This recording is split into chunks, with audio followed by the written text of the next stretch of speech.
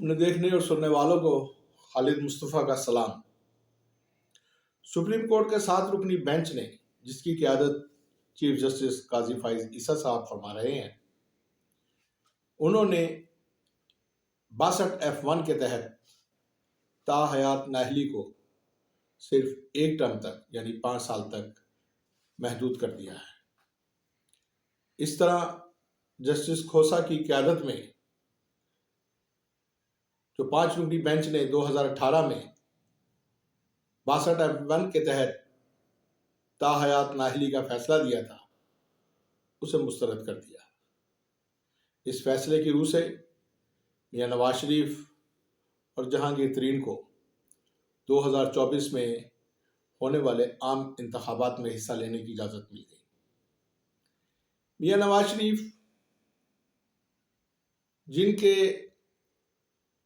بارے میں یہ کہا جاتا ہے اور یہ بات حقیقت پر مبنی ہے کہ جسٹس کھوسہ نے اور اس بینچ کے باقی ممبران نے، جس میں جسٹس عظمت سعید، جسٹس اعجاز الاحسن، جسٹس سجاد علی شاہ پر مشتمل یہ جو بینچ تھا، اس نے ذاتی عناد کی بنیاد پر میاں نواز شریف کو نااہل قرار دیا۔ بالآخر میاں نواز شریف کو انصاف مل گیا اور میاں نواز شریف کے نااہلی کے فیصلے کو بیلنس کرنے کے لیے اس وقت جہانگیر ترین کو قربانی کا بکرا بنایا گیا۔ خیر سے اب ان کو بھی انصاف مل گیا اور وہ بھی الیکشن لڑنے کے اہل ہو گئے۔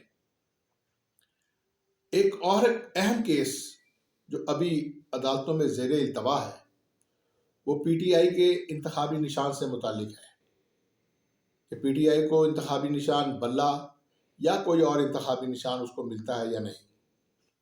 انٹر پارٹی الیکشن کی بنیاد پر الیکشن کمیشن نے اس کو انتخابی نشان سے محروم کر دیا ہے۔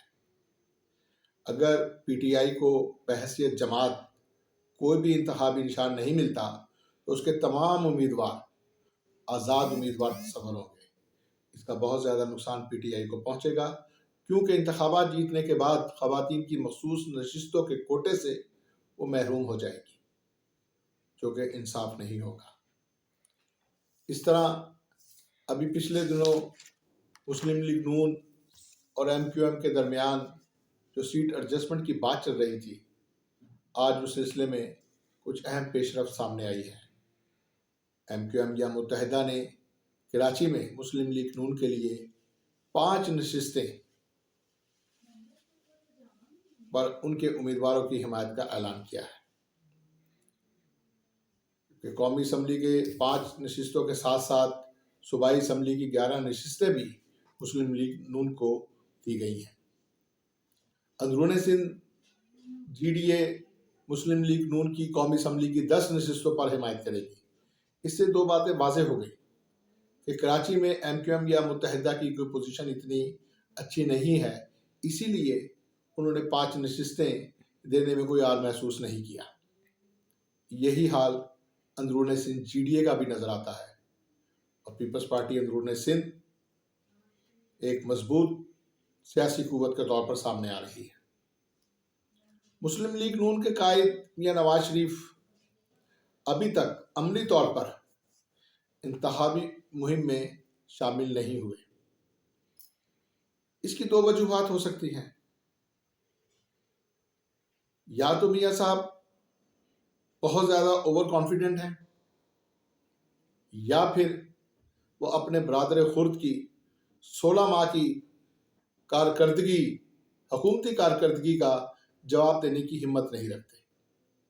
ابھی تک پارٹی کا بیانیہ بھی سامنے نہیں آیا ہے۔ مسلم لیگ کے اندرونی اختلافات بھی کھل کر سامنے آ رہے ہیں۔ حمزہ شہباز شریف اس وقت پردہ سکرین سے بالکل غائب ہے اور لگتا ہے کہ مسلم لیگ کی قیادت اب میاں نواز شریف کے ہاتھ میں نہیں، کسی اور کے ہاتھ میں چلی گئی ہے۔ دیکھیے آگے آگے کیا ہوتا ہے۔ جیسے جیسے انتخاب کا دن نزدیک آتا جائے گا، تجسس بڑھتا جائے گا۔ اپنا خیال رکھیے گا۔ اللہ حافظ.